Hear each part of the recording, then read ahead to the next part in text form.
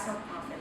Parce que, juste pour vous situer, pour ceux qui sont moins geeks, mettons, vous aviez autrefois, bon, l'Internet, déjà, c'est une nouveauté pour ces générations-là, qui ont vécu l'absence d'Internet, dans la salle, sûrement. Bref, il y a eu l'avènement du 1.0 où les gens qui diffusaient sur un site web étaient uniques à diffuser et il y avait des gens qui venaient, des internautes qui venaient consommer. Désormais, depuis l'avènement du web social du 2.0, appelez-le comme vous voulez, bien, il y a la possibilité, en fait, il y a une bidirectionnalité qui s'est installée. La possibilité de collaborer au contenu. Il y a des sites qui sont carrément de l'agrégation de contenu fabriqués par les internautes qui passent, etc. Donc, il y a un esprit de collaboration qui s'est développé à travers l'Internet. Et c'est très intéressant parce qu'on observe de plus en plus ça a des effets aussi sur les générations montantes, la génération montante, la génération Y. Donc, tout ça pour dire que tous ces espaces deviennent des nouveaux espaces de délibération. On a vu apparaître le cyberactivisme, la cyber-citoyenneté, cyber-mobilisation, cyber-protestation, etc. à grande échelle. Et en fait, ce que ça fait, c'est que ça a un peu enlevé l'effet pyramidal qui existait à la mobilisation et à la prise en charge des décisions au niveau de certains enjeux. C'est qu'au lieu que ce soit le parti des syndicats, etc., ben, tout le monde peut, tout à coup, ça s'est horizontalisé parce que n'importe qui peut se constituer comme étant un émetteur d'informations, comme étant un instigateur de mobilisation, un organisateur d'événements, etc. Il peut même ouvrir un espace sur Internet et devenir un pôle de délibération. Donc, ça devient vraiment décloisonner les conversations politiques et la prise de conscience au niveau de nos situations et des enjeux qui nous touchent. En fait, ce que ça fait, c'est qu'en plus du fait que vous pouvez vous constituer comme un émetteur, vous pouvez aussi gérer la réception de votre information et l'organiser selon vos intérêts, selon ce que vous jugez crédible ou pas. Et ça peut se situer uniquement dans votre réseau personnel. Là, donc, en tout cas, ça a un effet assez important au niveau, on l'a vu, je vais vous donner des exemples concrets, parce qu'on l'a vu beaucoup dernièrement à travers toutes sortes de mouvements qui se sont passés à travers le monde. Parce qu'un des autres effets de ça, c'est qu'il y a une espèce de globalisation de l'action militante en ce moment, parce qu'on le remarque, même les petits éléments, les petits événements qui sont très locaux font du pouce sur des causes beaucoup plus globales. Ça dégéolocalise, ça transnationalise certaines causes, en fait. Ils viennent se coller à une cause qui est beaucoup plus mondiale, pratiquement, dans certains cas. On l'a vu avec la mobilisation étudiante, parce qu'il y avait des cas un peu partout dans le monde, et il y avait comme une espèce ça créait un engouement qui sortait complètement du carcan géographique auquel on est habitué. En fait, ce que ça fait, c'est que de plus en plus, la participation citoyenne dépasse les logiques de hiérarchie de territoire complètement. Et en fait, ça va faire en sorte, ou ça le fait de plus en plus, que l'essence de la pratique militante devient basée uniquement sur le tissage et l'entretien de liens sociaux. Donc, c'est comme un changement de paradigme inouï. Je vais en parler en terminant aussi, là, parce que justement, je pense que les choses vont énormément changer avec l'arrivée de la génération Y dans des postes clés au niveau des directions, au niveau de la société en général. On vit une espèce de gap incroyable en ce moment. Je me rends compte, là, je vois un peu qu'est-ce qui s'est passé dans l'histoire, j'ai l'impression qu'on est en accéléré et qu'on vit une espèce de révolution incroyable au niveau de toutes ces conceptions-là, ne serait-ce que par l'accès à l'information. Je vais parler rapidement de la mobilisation étudiante, parce que je pense que vous devez peut-être avoir été touché par ça ici, donc ça vous parle. En fait, comme on l'a vu, la mobilisation étudiante, c'est à travers l'appropriation des médias sociaux, en particulier bien sûr Facebook et Twitter, comme outil de mobilisation. Ça a contribué donc à l'émergence d'actions collectives décentralisées complètement. Même, on ne savait plus trop, je veux dire, oui, il y avait la classe, mais vous l'avez vu, il y avait plein de petits groupuscules qui avaient leurs initiatives et qui participaient toutes à ce cette cause globale. On a vu la boîte rouge qui procédait par des performances artistiques, l'école de la Montagne Rouge qui ont utilisé un peu le design, la création visuelle. Il y a eu la classe qui est un petit peu plus dans la mobilisation sur le terrain. Bref, il y avait plein de groupes qui s'organisaient dans les médias sociaux et qui n'étaient pas nécessairement hiérarchisés. La mobilisation étudiante a beaucoup utilisé toutes les fonctionnalités des plateformes sociales parce qu'il y a vraiment quelque chose à réfléchir. Il y a des bons et des mauvais côtés d'ailleurs dans ces aspects-là.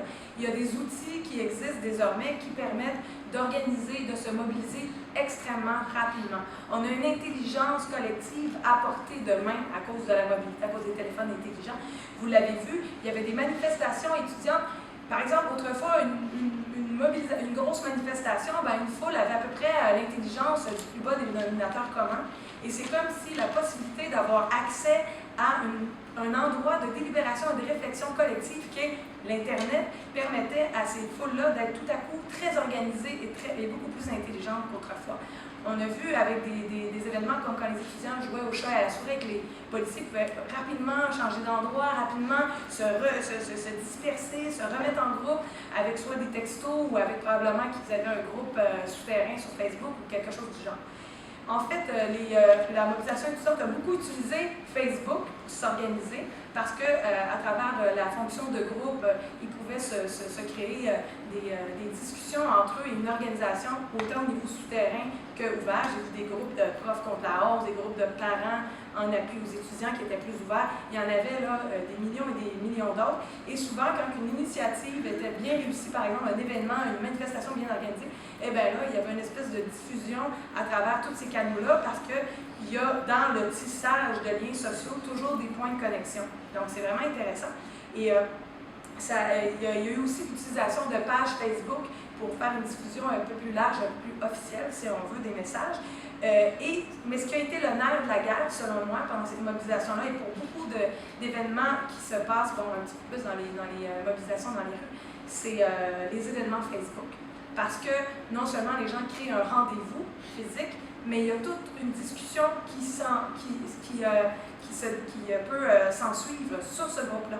Et à chaque fois que quelqu'un participe à la discussion, les gens qui ont mentionné vouloir aller à cet événement-là sur Facebook reçoivent une notification, ce qu'on appelle une alerte.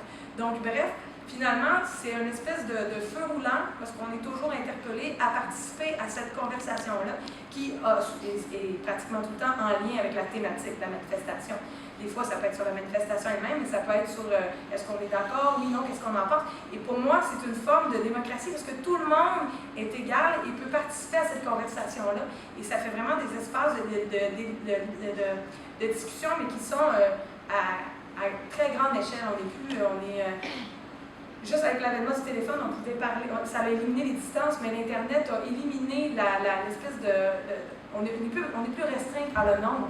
On peut parler en étant des milliers, et ça peut être quand même articulé et intelligent. C'est ce qu'il y a de fascinant là-dedans.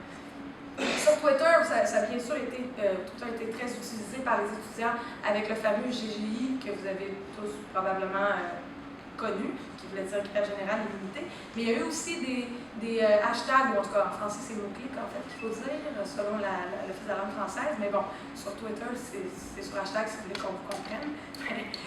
Donc, bref, le mot-clic manif en cours, casserole en cours, etc., servait de point de repère pour savoir qu'est-ce qui se passait dans les rues, où étaient les manifestations. Ça devenait presque un média en soi. Et c'est fascinant parce que tout ce qui s'est passé dans les médias sociaux a aussi complètement influencé ce qui était diffusé dans les médias plus traditionnels, parce qu'évidemment, les gens qui sont dans les médias traditionnels sont sur les médias sociaux en général et étaient eux-mêmes influencés par ce qui se passait. Donc, ce que ça faisait, c'est qu'il y avait certains contenus offerts par les médias qui étaient carrément, qui émergeaient dans le fond de l'intérêt des gens. Donc, ça change complètement la dynamique. On n'est plus, le diffuseur ne possède plus la vérité, il est obligé de tenir compte de ce que les gens ont comme intérêt, ont comme discussion, ont comme enjeu. Et vous l'avez vu, les médias qui ont plus ou moins, si vous voulez, respecté un peu ce qui se passait dans les médias sociaux qui en ont fait fi, ont bu la tasse, ont eu des petits problèmes d'image, on va dire. comme ça. Je vais faire aussi référence à d'autres événements qui prouvent un peu qu'on est dans un autre paradigme. La campagne électorale américaine, parce qu'on vient de la vivre en plus.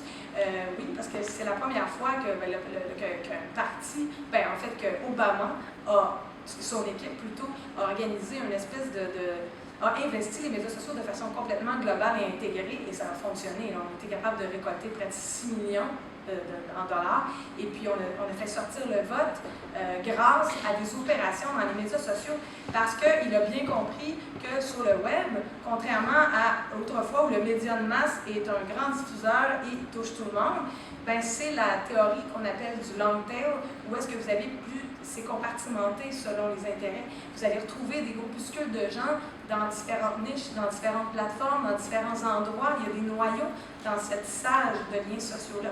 Et Obama était capable d'aller chercher ça. Par exemple, bon, c'est sûr, il a investi les endroits un peu plus massifs, comme par exemple Facebook est un endroit pour toucher un peu plus le public élargi, mais il a été dans des trucs aussi pointus que Songza, qui est une espèce de petit truc en ligne, un petit logiciel en ligne qui permet d'écouter, c'est pas vraiment un logiciel, c'est comme du streaming, donc de l'écoute en direct de musique super ciblée, et il avait fait des listes, les musiques favorites d'Obama, etc. Alors il allait chercher la petite niche des maniaques de musique avec ça. Il est allé chercher des gens avec une opération sur Flickr, il est allé, etc., etc. Il aurait pu aller sur un site de recettes, faire les recettes de la grand-mère d'Obama, etc. Et ça a l'air ridicule, mais les gens sont partout, on ne peut plus centraliser. Tout est en train d'exploser sur les médias sociaux. On a possibilité d'avoir la même conversation sur les mêmes sujets, mais de façon complètement dégéolocalisée, à plusieurs endroits en même temps et à la fois. Donc, c'est sûr qu'il y a un versant à ça. Moi, je le mentionne, entre autres, il y a des algorithmes sur les plateformes de réseaux sociaux qui, moi, je pense que c'est un enjeu qui n'est pas super positif au niveau de la démocratie, parce que ces algorithmes font en sorte que l'environnement soit le plus intéressant possible pour vous socialement. Sur Facebook, là, dans votre fil d'actualité, vous voyez les publications des gens avec lesquels vous avez le plus de liens, avec le plus d'intérêts en commun, etc. Un algorithme bien complexe qui regarde les mots-clés, vos liens et tout. Ce qui fait que, probablement que les carrés rouges ne voyaient pas les publications des carrés verts pendant la grève, ce qui fait qu'on a un moins grand rapport avec l'altérité en général à cause de cette épuration de ces plateformes sociales-là. Donc ça, c'est un des nerfs de la guerre. Il y a aussi le fait que ces plateformes sociales-là, leur objectif, c'est la rentabilité. Et c'est pour ça que cet algorithme-là existe, parce qu'ils ne veulent pas créer une désertion massive de leur lieu, parce qu'ils ont un modèle d'affaires, évidemment, parce qu'on est c'est un système capitaliste. Donc, ce que ça fait, c'est que ça déplace un peu l'objectif. Oui, ces plateformes-là nous servent de lieu de délibération, mais c'est aussi un lieu qui est aseptisé et contrôlé par des règles qui visent une certaine rentabilité. Donc ça, c'est à réfléchir. Et je veux juste terminer dans les 4 minutes qui me restent avec justement un livre que je vous recommande tous, qui s'appelle La Petite Poussette. C'est Michel Serres, un philosophe français, qui l'a écrit. Moi, sérieusement, ça a éclairé mes lanternes de vie, parce qu'il explique qu'on est dans un gap générationnel inouï.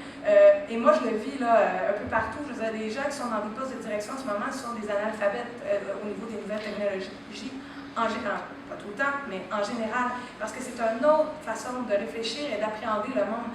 Avec l'Internet et les réseaux sociaux, c'est un nouveau, ça redéfinit notre rapport à l'espace, au temps, à l'autre, dans nos relations sociales. C'est inouï. Juste pour donner quelques exemples du fait que cette révolution est grande, autrefois, en fait, à l'Académie, fait rentrer à peu près de 3000 à 500 nouveaux mots en général à chaque 30-40 ans. La prochaine édition, il y en aura 30 000. Et ces 30 000 mots-là sont reliés, entre autres, parce que c'est des nouveaux mots reliés à notre nouveau mode de vie, à nos nouveaux métiers, parce qu'on n'est plus des paysans dans un champ, et parce qu'à cause de l'Internet, des nouvelles technologies, etc., etc. Non seulement ça, mais c'est tout notre rapport social et toute notre façon de gérer, de faire de la politique est à réfléchir. On est dans une révolution. On ne sait pas encore où ça va aller, mais on sait que toutes les open data, open source, les médias sociaux, le fait de pouvoir justement jouir d'une façon de rejoindre tout le monde et de discuter en grand groupe va changer nos façons de faire. Évidemment, il y a des enjeux à réfléchir, mais ce qui est intéressant, c'est que même, parce que selon moi, ça va vers probablement un gouvernement mondial éventuel, parce que justement, il y a une dénationalisation de bien des causes. Alors, c'est à voir quel impact ça va avoir, mais c'est à surveiller.